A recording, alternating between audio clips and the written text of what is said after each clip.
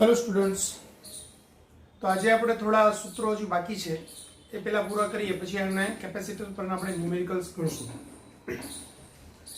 તો એક કન્સેપ્ટ આપણે સમજવાનો છે,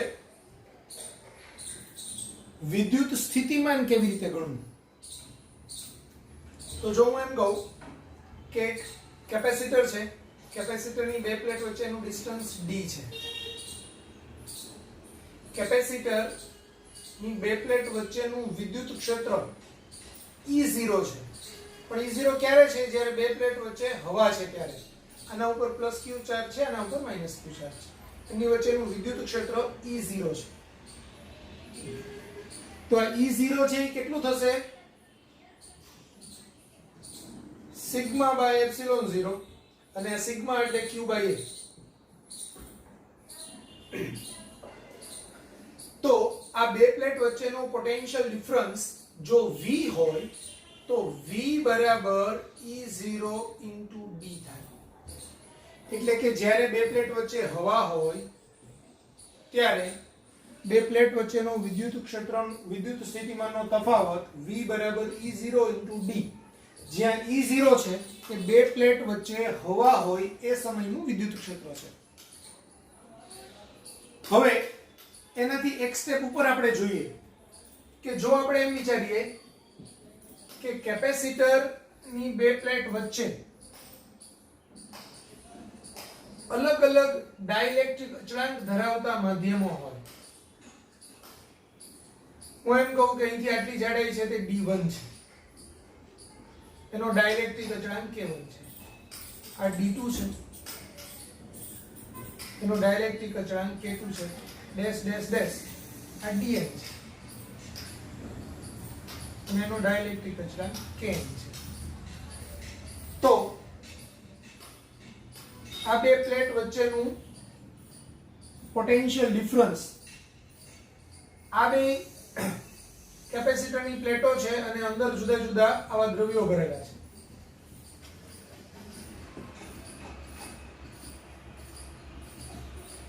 તો અહીંયા ધારો કે વિદ્યુત ક્ષેત્ર E1 છે, આ E2 છે, ડેશ ડેશ ડેશ આ En છે, આના ઉપર પ્લસ q ચાર્જ છે, આના ઉપર માઈનસ q ચાર્જ છે, આ કેપેસિટરની બે પ્લેટ છે। તો આ બે પ્લેટ વચ્ચેનો વિદ્યુત સ્થિતિમાનનો તફાવત V આ બે વચ્ચેનો વિદ્યુત સ્થિતિમાનનો તફાવત પ્લસ આના વચ્ચેનો વિદ્યુત સ્થિતિમાનનો તફાવત પ્લસ આના વચ્ચેનો વિદ્યુત સ્થિતિમાનનો તફાવત, અને છેલ્લા માટે V1 એટલે અહીંયા E1 D1 થશે, V2 એટલે અહીંયા E2 D2 થશે, અહીંયા En Dn થશે। હવે આપણને ખબર છે કે જ્યારે કોઈ જગ્યાએ હવામાં વિદ્યુત ક્ષેત્ર E0 હોય અને ત્યાં આપણે k ડાઇલેક્ટ્રિક અચળાંક વાળું જો માધ્યમ લઈએ તો ડાઇલેક્ટ્રિક અચળાંક વાળા માધ્યમમાં વિદ્યુત ક્ષેત્ર k માં ભાગનું થાય, એટલે E0 by k થાય। તો અહીંયા E1 ની value A E0 by k1 આવશે, અહીંયા આ E0 by k2 થશે, અહીંયા E0 by kn થશે। એટલે આપણે વ્યાપક સૂત્ર લખવું હોય તો આમ લખી શકાય E0 d1 by k1 plus d2 by k2 dash dash dash dn by k। તો આ વિદ્યુત સ્થિતિમાનનું વ્યાપક સૂત્ર થયું V E0 બ્રેકેટમાં d1 by k1 plus d2 by k2 dash dash dash dn by k।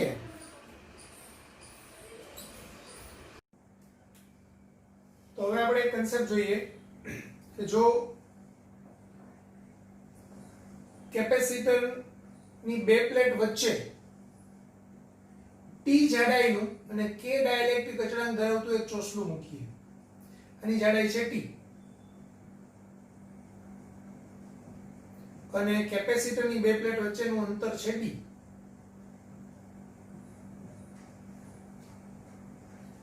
આના ઉપર પ્લસ q વિદ્યુતભાર છે, આના ઉપર માઈનસ q વિદ્યુતભાર છે। તો અહીંયા આ પ્લસ q થી માઈનસ q તરફ વિદ્યુત ક્ષેત્ર રચાશે,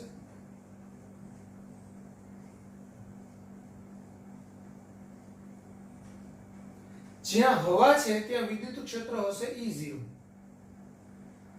અહીંયા પણ E0 વિદ્યુત ક્ષેત્ર હશે. અહીંયા કેટલું હશે? E0/k. તો હવે બે પ્લેટ વચ્ચેનો વિદ્યુત સ્થિતિમાનનો તફાવત V1 V2 V3 કહી શકાય. આ V1, આનો V2 અને આ V3. V1 એટલે E0d1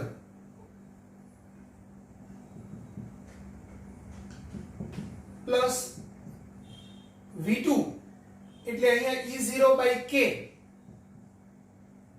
d2 ની જગ્યાએ t, અને V3 એટલે E0d3. હવે આ d1 d3 એટલે આ d t થાય, કારણ કે જો આ d ડિસ્ટન્સ માંથી t ડિસ્ટન્સ બાદ કરું તો આટલું વત્તા આટલું થાય ને, એટલે હું E0 આ d1 d3 ની જગ્યાએ શું લખી શકું? d t, એટલે E0 d t વત્તા E0 t/k. E0 કોમન કાઢી લઉં તો E0 d t વત્તા t/k. તો જ્યારે કેપેસિટરની બે પ્લેટ વચ્ચે t જાડાઈનું અને k ડાઇલેક્ટ્રિક અચળાંક ધરાવતું દ્રવ્યની પ્લેટ મૂકેલી હોય અથવા તેનું ચોસલું મૂકેલું હોય તો એની વચ્ચે સ્થિતિમાનનો તફાવત એ E0 બ્રેકેટમાં d t વત્તા t/k થાય. જો આ ટર્મ બધે જ આવે d t વત્તા t/k, જ્યાં હવા હોય જેટલી જાડાઈમાં, તો અહીંયા બી હવા છે અને અહીંયા બી હવા છે, તેની કુલ જાડાઈ થઈ d t, તો આ હવા લખાય. વત્તા જ્યાં જ્યાં ડાઇલેક્ટ્રિક અચળાંક હોય એની જાડાઈ છેદમાં એનો ડાઇલેક્ટ્રિક અચળાંક k, તો અહીંયા t/k. આવી રીતે થશે. હવે ખૂબ અગત્યનો કન્સેપ્ટ સમજવાનો છે કે આપણે એમ કહીએ કે ભાઈ એક કેપેસિટર છે, એ કેપેસિટરની બે પ્લેટ વચ્ચે હવા છે, ત્યારે એનું કેપેસિટન્સ C0 છે, એના બે પ્લેટ વચ્ચેનો વોલ્ટેજ V0 છે, એનું વિદ્યુત ક્ષેત્ર E0 છે, એની અંદર સંગ્રહાયેલી ઊર્જા U0 છે, અને એના પરનો વિદ્યુત ભાર એ Q0 છે. હવે આ કેપેસિટરની અંદર હું t જાડાઈનું અથવા તો આખે આખું દ્રવ્ય ભરાઈ જાય તે k જાડાઈનું એટલે d જાડાઈનું એક ચોસલું મૂકું છું.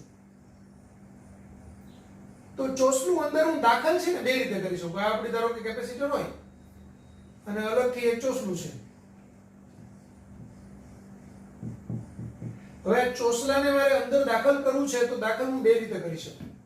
એક રીત એવી થાય કે હું બેટરી પહેલા એની સાથે જોઈન્ટ કરું અને બેટરી સાથે આ કેપેસિટરને જોડેલું રાખી અને પછી અહીંથી ધીમે ધીમે ચોસલું દાખલ કરું.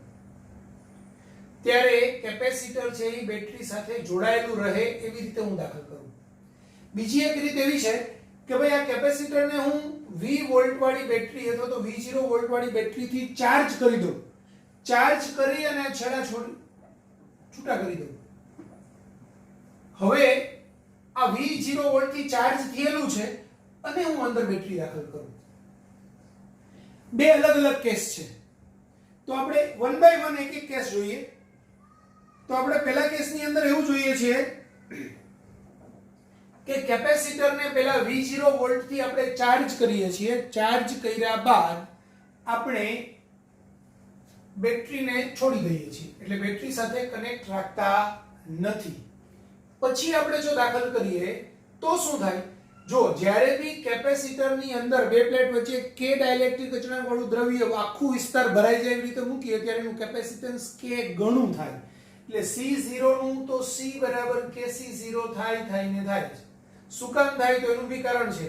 C એપ્સિલોન A/d થાય, પણ એપ્સિલોન ની કિંમત k એપ્સિલોન 0 A/d થાય. જ્યારે C0 ની કિંમત એપ્સિલોન 0 A/d હોય એટલે k C0 થાય. તો કેપેસિટન્સ C બરાબર kC0 થાય. V0 નું શું થાય? તો વિદ્યુત ભાર સમજો, જ્યારે હું બેટરીને કેપેસિટર થી અલગ કરી નાખું છું, બેટરી વાળા કેપેસિટરને ચાર્જ કરું, પછી બેટરી દૂર કરી દઉં.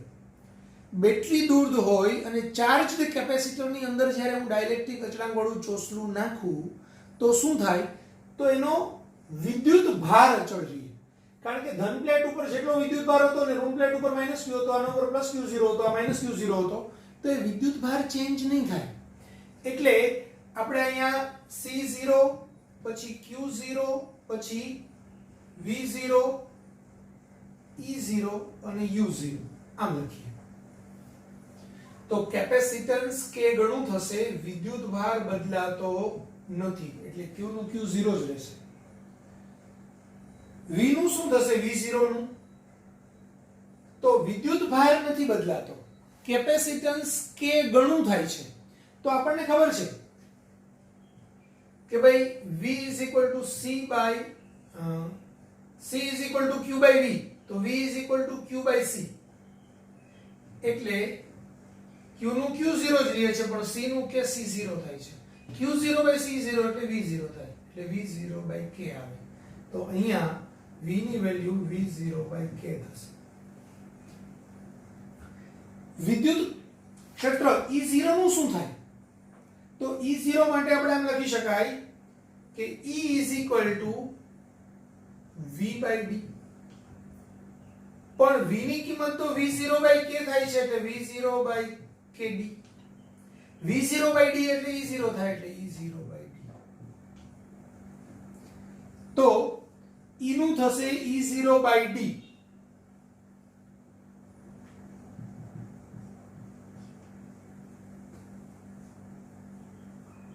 અને U0 નું શું થશે? તો U0 નું આપણે U કહીએ તો 1/2 Q² by 2C થાય.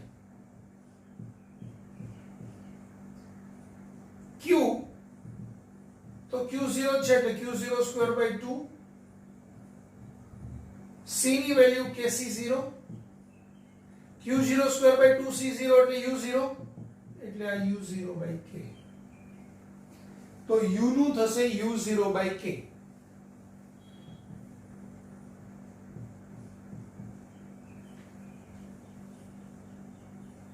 E નું થશે E0 by K.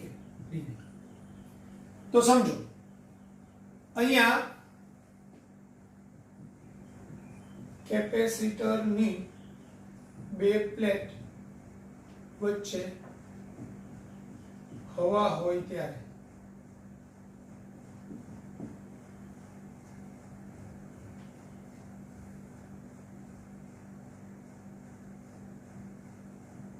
કેપેસિટરને બેટરીથી છૂટું પાડીને કે ડાઇલેક્ટ્રિક અચળાંક ધરાવતો પદાર્થ ઉમેરતા. હવે આપણે ત્રીજો કેસ લઈએ. કેપેસિટરને બેટરી સાથે જોડેલું રાખીને કે ડાઇલેક્ટ્રિક અચળાંક ધરાવતો પદાર્થ ઉમેરતા. કેપેસિટરને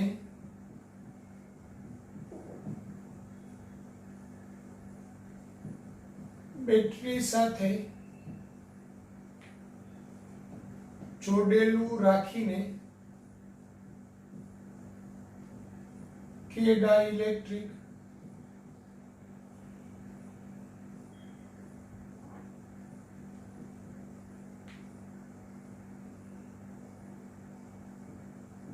અચળાંક ધરાવતો પદાર્થ ઉમેરતા. હું એમ કહું કે ભાઈ કેપેસિટર છે,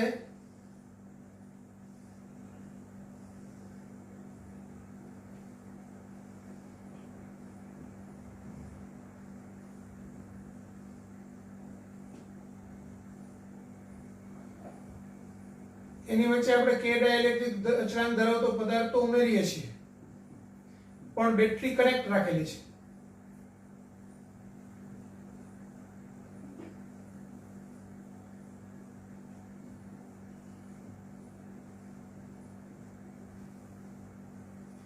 તો C બરાબર kc 0 થશે જ. શા માટે? કારણ કે બેટરી કેપેસિટરની બે પ્લેટ વચ્ચે k ડાઇલેક્ટ્રિક અચળાંક ધરાવતો પદાર્થ ઉમેરાય પછી બેટરી સાથે જોડેલું રહીને ઉમેરાય કે વગર જોડેલું રહીને ઉમેરાય એની સાથે એને કંઈ લેવા દેવા નથી. અંદર દ્રવ્ય આવે એટલે કેપેસિટન્સ k ગણું થાય એટલે C બરાબર kc 0 તો થાય જ. એ આપણે હમણાં જ જોયું કે C is equal to epsilon a by d અને એપ્સિલોન ની જગ્યાએ k epsilon 0 a by d અને એપ્સિલોન 0 a બાય d એટલે C0 એટલે kc 0 થાય. બરાબર. હવે બીજું, જ્યારે હું બેટરી સાથે જોડેલું રાખું, બેટરી V0 વોલ્ટની છે, તો કેપેસિટરના બે છેડા વચ્ચેનો પોટેન્શિયલ ડિફરન્સ કોઈ પણ સંજોગોમાં બદલાતો નથી. એટલે કે V નું આવશે V0, V બરાબર V0. પોટેન્શિયલ ડિફરન્સ બદલાતો નથી, અહીંયા ચાર્જ બદલાતો નથી. આ બેમાં બેઝિક કન્સેપ્ટ આ જ છે. આ બે અચળ રહે. હવે આના અને આના પરથી બાકીની બધી વસ્તુ મળશે. આમાં આના અને આના પરથી બાકીની બધી વસ્તુ મળશે. તો અહીંયા હવે મારે જોઈએ છે Q. તો હું એમ કહું કે Q મેળવવા માટે શું થાય? Q બરાબર CV. C એટલે kc0 અને V એટલે V0. C0 V0 એટલે Q0. તો આ kq0 થશે. એટલે અહીંયા આવશે kq0. અહીંયા V બરાબર V0 કારણ કે બેટરી સાથે જોડેલું છે, વોલ્ટેજ બદલાતું નથી. E ઇઝ ઇક્વલ ટુ અહીંયા લખું E is equal to V by D. પણ V0 તો બદલાતો નથી એટલે V0 બાય D એટલે કે E0. તો અહીંયા E નું E0 જ રહેશે. ઊર્જાનું શું થશે? U નું. તો હું એમ કહું કે U is equal two 1/2 CV square 1/2 kc0. V ની જગ્યાએ V0 એનો સ્ક્વેર એટલે k 1/2 c0 V0 સ્ક્વેર એટલે કે U0. તો KU0. તો અહીંયા બી આપણે KU0 લખી શકીએ. અહીંયા Q બરાબર Q0 ચેન્જ નથી થતું. V નું આપણે V બરાબર Q by C લખેલું, આ Q0 by KC0 લખેલું. Q0 by C0 એટલે V0 થતું હતું એટલે V0 by K આવ્યું. આની ગણતરી મેં બતાવી દીધી.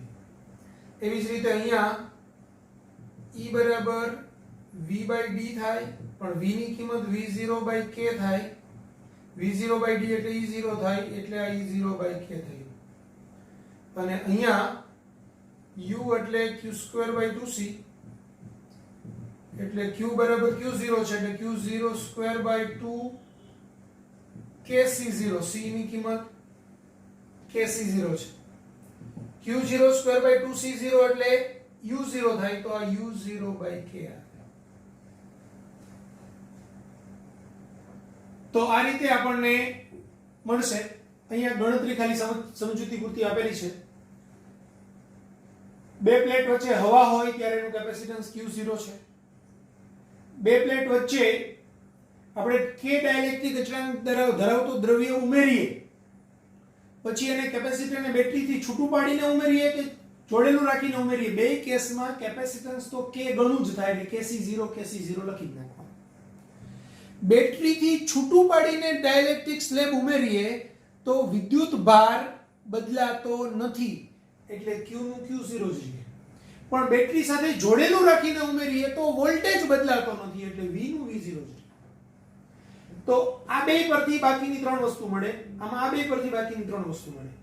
તો અહીંયા આપણને Q બરાબર Q0 છે. હવે V જોઈતું હોય તો V0 by K એટલે V બરાબર Q by C. એમાં Q ની કિંમત તો Q0 જ રહી છે પણ C ની કિંમત KC0 થાય. Q0 by C0 એટલે V0 થાય તો V0 by K આવશે. અહીંયા E બરાબર E0 by K. કેવી રીતે? તો કે E બરાબર V by D. V ની કિંમત V0 by D એટલે V0 by K અને આ d તો અહીં આવશે જ. હવે v0/d એટલે e0 તો e0/k. અને એવી જ રીતે u એટલે u0/k. તો એ કેવી રીતે? તો કે u બરાબર q²/2c. એમાં q ની કિંમત તો q0 જ છે એટલે q02/c ની કિંમત kc0 તો 2kc0 એટલે q02/kc0 q02/2c0 એટલે u0 થાય અને છેદમાં k આવશે તો u0/k. અહીંયા આપણે વિચારીએ તો આ અને આ આપણી પાસે છે.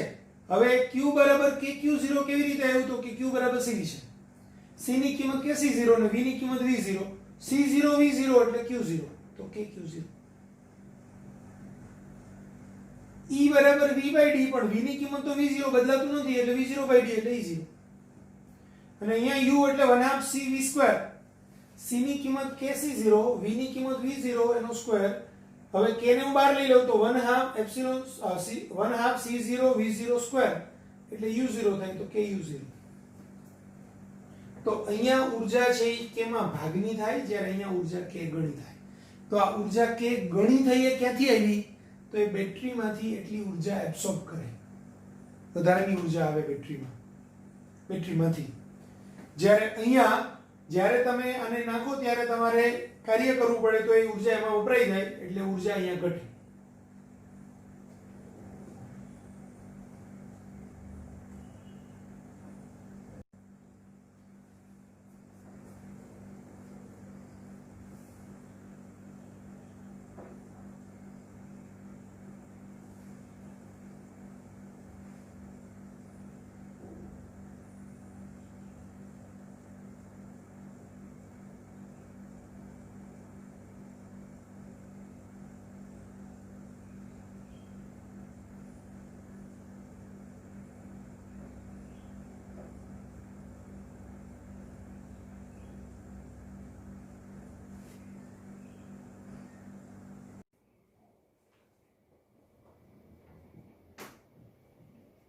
સમાંતર પ્લેટ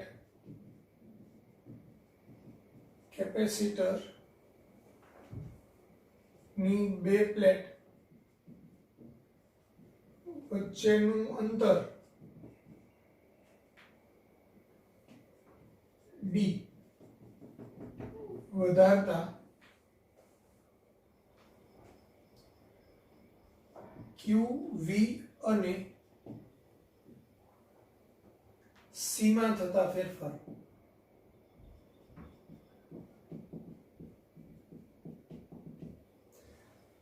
તો અહીંયા આપણે સમાંતર પ્લેટ કેપેસિટરની બે પ્લેટ વચ્ચેનું અંતર d વધારીએ તો શું થાય એ આપણે જોવું છે.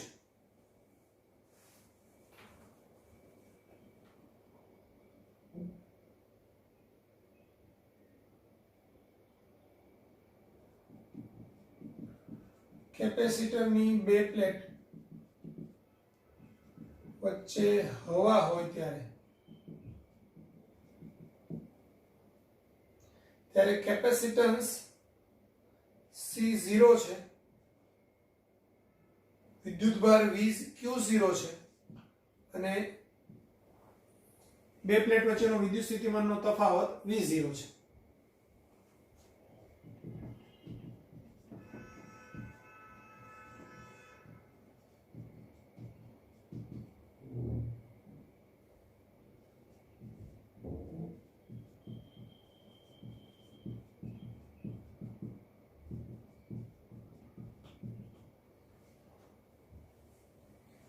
હવે કેપેસિટરને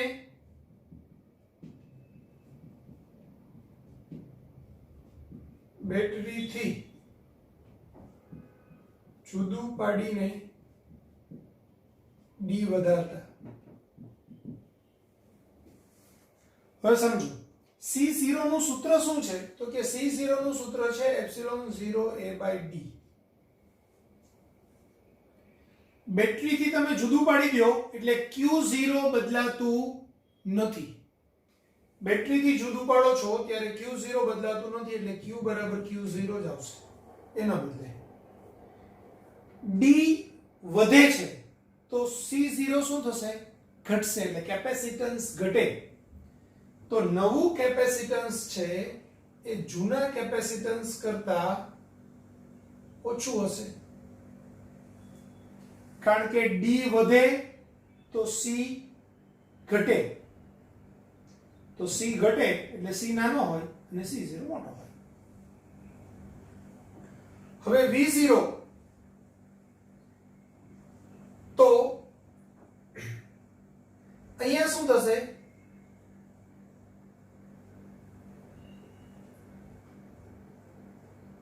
C is equal to Q by V, એટલે V બરાબર Q by C, એટલે Q by C ની જગ્યાએ એપ્સિલોન 0 A upon D, એટલે D અંશમાં આવે. હવે D વધે તો V પણ વધે, V વધે એટલે આપણે એમ કહી શકાય કે V is greater than V0. અહીંયા આપણે કેવું હોય તો આમ કહી શકાય કે C બરાબર epsilon 0 A by D, D વધે તો C ઘટે, ઘટે એટલે C is less than C0. ત્રીજો કેસ, કેપેસિટરને બેટરી સાથે જોડેલું રાખીને ડી વધારતા.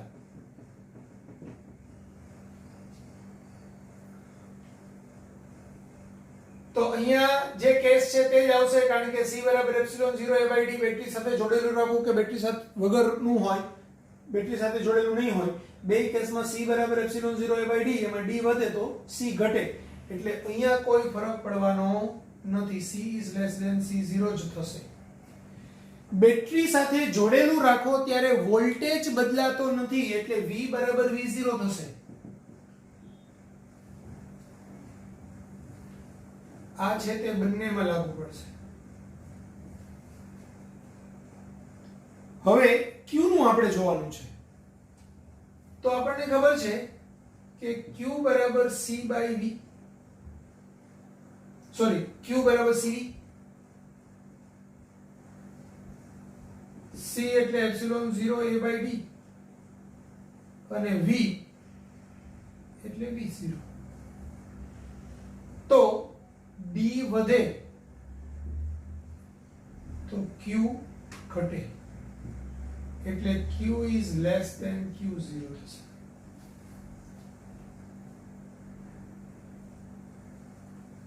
તો કેપેસિટરની બે પ્લેટ વચ્ચે હવા હોય ત્યારે આ C0 છે, આ Q0 છે, આ V0 છે. કેપેસિટરને બેટરીથી છૂટું પાડી અને પછી એની બે પ્લેટ વચ્ચેનું ડિસ્ટન્સ વધારવામાં આવે તો કેપેસિટન્સ ઘટે. Q એમાં કોઈ ફેરફાર થતો નથી, એટલે કે Q બરાબર Q0 રહે અને વોલ્ટેજ વધે, V is greater than V0 થાય. અહીંયા બેટરી સાથે જોડેલું રાખીને D વધારો તો C is less than C0, એમાં તો બેમાં કેસ સરખો જ થાય. Q is less than Q0 થાય, કારણ કે Q બરાબર CV થાય અને C એટલે એપ્સિલોન 0 A by D અને V0, V એટલે V0 છે. તો આ D વધે તો Q ઘટે, V બરાબર V0. તો જ્યારે બી બેટરી સાથે જોડેલું રાખો કેપેસિટરને, ત્યારે તમે ડાઇલેક્ટ્રિક અચળાંક અંદર ઉમેરો કે બે પ્લેટ વચ્ચેનું ડિસ્ટન્સ વધારો, બે કેસમાં વોલ્ટેજ બદલાતો નથી, વિદ્યુતભાર બદલાય છે. જ્યારે બેટરીથી છૂટું પાડી અને તમે સેમ પ્રક્રિયા કરો તો બેટરીથી છૂટું પાડી દીધેલું છે, એટલે કેપેસિટરની બે પ્લેટ ઉપર જે વિદ્યુતભાર આવવાનો હતો તે આવી ગયો. હવે તે વિદ્યુતભાર ક્યાંય બહાર નથી જતો, એટલે તંત્રમાં રહે છે કે વિદ્યુત ભાર અચળ રહે છે Q. તો શું બદલાય છે? વોલ્ટેજ બદલાય છે, એટલે V બદલાશે. તો લખી લેજો.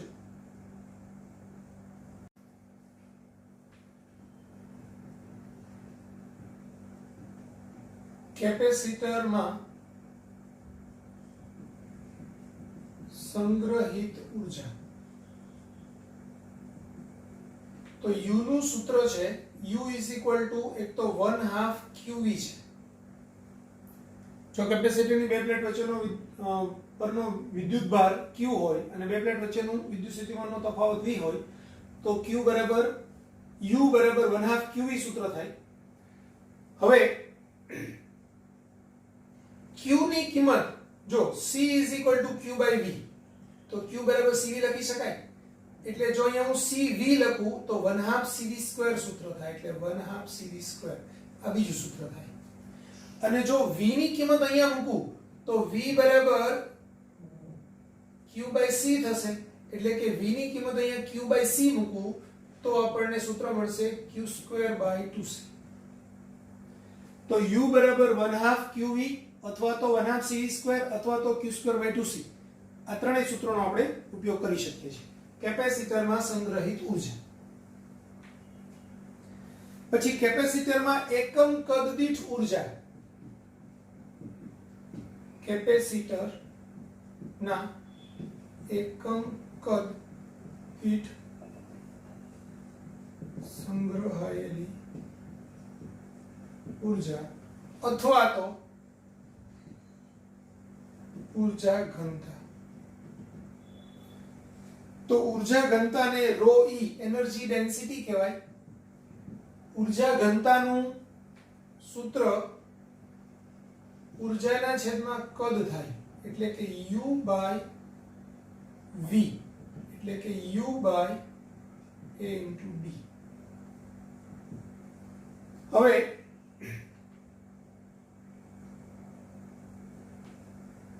u ની કિંમત હું 1/2 cv² મૂકું upon ad.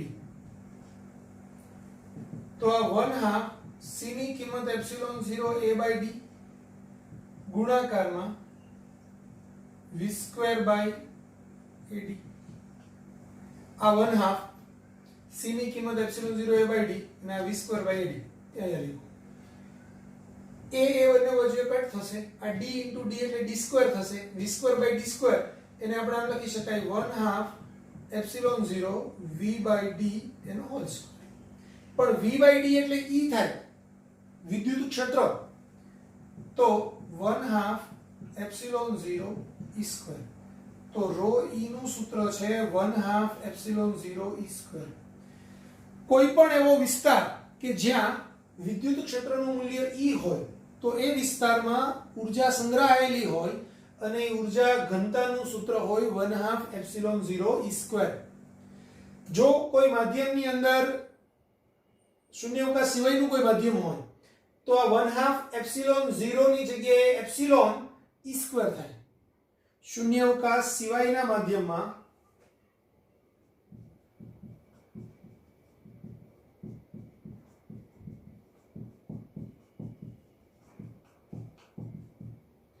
ρe નું સૂત્ર થાય 1/2 એપ્સિલોન e² અને એપ્સિલોન ને k ε0 લખાય, એટલે k 1/2 ε0 e². તો આ k આને આપણે ρe 0 કહીએ તો ρe 0. શૂન્યાવકાશમાં હોય એના કરતા ઉર્જા ઘનતા k ગણી થાય.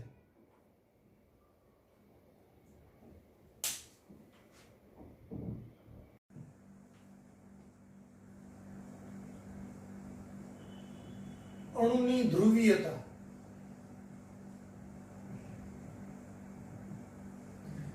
હવે સમજો, અણુ બે પ્રકારના હોય, એક પોલાર અણુ અને એક નોન પોલાર અણુ.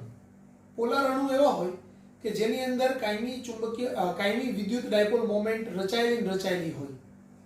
દાખલા તરીકે NaCl. તો Na+ ને Cl- એટલે એમની વચ્ચે કાયમી વિદ્યુત ડાયપોલ મોમેન્ટ રચાયેલી જ હોય. પણ અમુક અણુઓ એવા હોય કે જે નોન પોલાર હોય.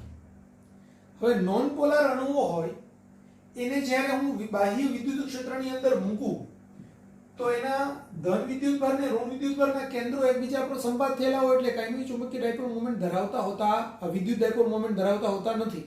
પણ એને બાહ્ય વિદ્યુત ક્ષેત્રમાં મૂકીશ તો એનો ધન વિદ્યુતભાર ને ઋણ વિદ્યુતભાર એ એકબીજાથી પરસ્પર વિરુદ્ધ દિશામાં ગોઠવાઈ જશે. સપોઝ મેં આમ મૂકેલા હશે તો એ આમ ગોઠવાઈ જશે. અને બાહ્ય વિદ્યુત ક્ષેત્ર ધન થી ઋણ તરફ હોય તો આના ઋણ જે છેડો છે એ ધન બાજુએ આકર્ષાશે અને ધન છેડો છે એ ઋણ બાજુએ આકર્ષાશે. એટલે બંને આમ ખેંચાશે, બંને એકબીજા તરફ ખેંચાશે. એટલે એની અંદર ધન અને ઋણ વિદ્યુતભારોના કેન્દ્રો એકબીજાથી દૂર જશે એટલે એમાં વિદ્યુત ડાયપોલ મોમેન્ટ પ્રેરિત થશે. તો આ રીતે વિદ્યુત ડાયપોલ મોમેન્ટ પ્રેરિત થાય તો અંદર જે ઉદ્ભવતી, હવે વિદ્યુત ડાયપોલ મોમેન્ટ P બરાબર Q * 2L હોય. જો આ વિદ્યુત ક્ષેત્ર છે ઓછું પ્રબળ હોય તો એ જરાક જ ખેંચાય, એટલે આ ડિસ્ટન્સ 2L છે તે નાનું બને, તો આ P ની કિંમત નાની મળે. જેમ હું વિદ્યુત ક્ષેત્ર વધુ પ્રબળ રાખતો જાવ એમ વધુ પ્રબળતાથી આકર્ષાશે, એટલે વધુ પ્રબળતાથી આકર્ષાશે તો એ એકબીજાથી વધુ દૂર જશે, વધુ દૂર જશે એટલે 2L ની કિંમત મોટી થશે, તો P ની કિંમત મોટી થશે. એટલે આપણે એમ કહી શકાય કે આ નોન પોલાર જે મોલેક્યુલ્સ છે એને હું જ્યારે બાહ્ય વિદ્યુત ક્ષેત્રમાં મૂકું ત્યારે એમાં ડાયપોલ મોમેન્ટ પ્રેરિત થાય. આ પ્રેરિત થતી ડાયપોલ મોમેન્ટ એ બાહ્ય વિદ્યુત ક્ષેત્રની સમપ્રમાણમાં હોય, એટલે કે P is proportional to E0 હોય. આ સપ્રમાણતા અચળાંકને અણુની ધ્રુવીયતા આલ્ફા કહેવાય, એટલે આલ્ફા બરાબર P/E0, જ્યાં P છે એ ડાયપોલ મોમેન્ટ છે અને E0 છે તે બાહ્ય વિદ્યુત ક્ષેત્ર છે.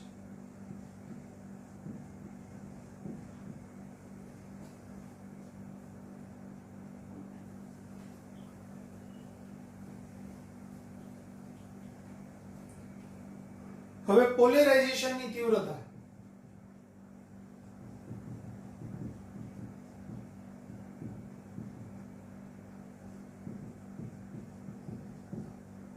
આ સ્મોલ p છે અને પોલેરાઇઝેશનની તીવ્રતાને કેપિટલ P કહેવાય. તો પોલેરાઇઝેશનની તીવ્રતા કોને કહેવાય? તો કે એકમ કદ દીઠ ઉદ્ભવતી ડાયપોલ મોમેન્ટને પોલેરાઇઝેશનની તીવ્રતા કહેવાય. તો પોલેરાઇઝેશનની તીવ્રતા એટલે કુલ ડાયપોલ મોમેન્ટ છેદમાં કદ. તો P બરાબર P એટલે ડાયપોલ મોમેન્ટ એના છેદમાં કદ એટલે A * V, sorry A * L અથવા તો D.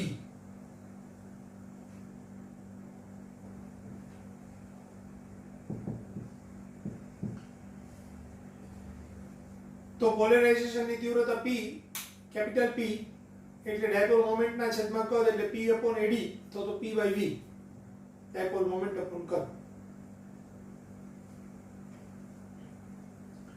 એનો એકમ હવે સમજો. P ડાયપોલ મોમેન્ટનો એકમ શું છે? Q * 2L એટલે કુલમ * મીટર, અને કદ એટલે મીટરનો ઘન. 1 મીટર કેન્સલ થાય તો કુલમ પર મીટર સ્ક્વેર થાય.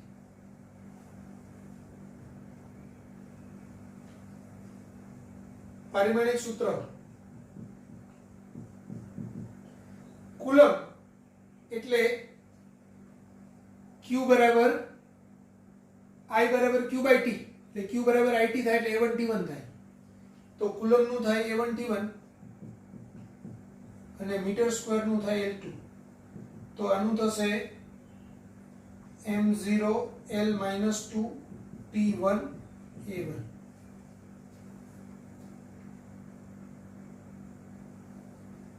પછી ડાઇલેક્ટ્રિક સસેપ્ટિબિલિટી.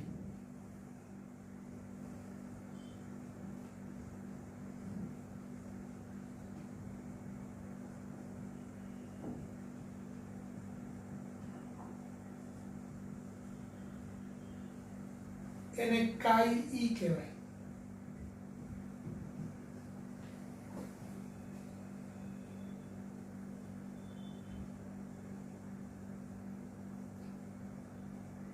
તો ડાઇલેક્ટ્રિક સસેપ્ટિબિલિટી એ શું છે? તો કે પોલેરાઇઝેશનની તીવ્રતા P અને બાહ્ય વિદ્યુત ક્ષેત્ર E એ બી એકબીજા ઉપર આધાર રાખે છે. જેમ બાહ્ય વિદ્યુત ક્ષેત્ર વધે એમ આ p નું મૂલ્ય વધે, કારણ કે ડાયપોલ મોમેન્ટ મોટી થાય, ડાયપોલ મોમેન્ટ મોટી થાય એટલે p મોટું થાય. તો એવડું નવડું રહેવાનું છે. તો chi e એ p upon e છે. પોલેરાઇઝેશનની તીવ્રતા અને વિદ્યુત ક્ષેત્રના ગુણોત્તરને ડાઇલેક્ટ્રિક સસેપ્ટિબિલિટી કહેવાય. આ એકચ્યુઅલી chi e છે સપ્રમાણતા અચળાંક છે, p ચલે છે, e છે, અને એ સપ્રમાણતા અચળાંક એટલે chi e છે.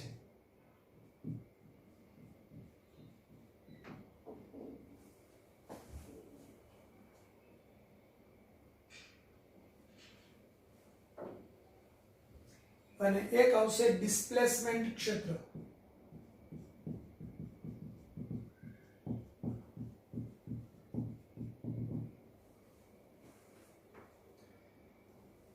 તો d vector epsilon 0 e vector plus p vector, અને ડિસ્પ્લેસમેન્ટ ક્ષેત્ર d વેક્ટર કહેવાય. d vector is equal to epsilon 0 e vector plus p vector. જ્યાં p વેક્ટર છે એ પોલેરાઇઝેશનની તીવ્રતા, e વેક્ટર છે એ વિદ્યુત ક્ષેત્રની તીવ્રતા.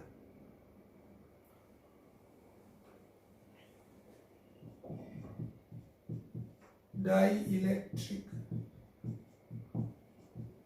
અચળાંક. તો આપણને k નું બેઝિક સૂત્ર ખબર છે, એપ્સિલોન બાય એપ્સિલોન 0 ને k કહેવાય. બીજું આપણને ખબર છે c બરાબર kc0 હોય તો k બરાબર c બાય c0 લખાય. ત્યાર પછી e બરાબર e0 બાય k થાય એટલે k બરાબર e0 બાય e થાય.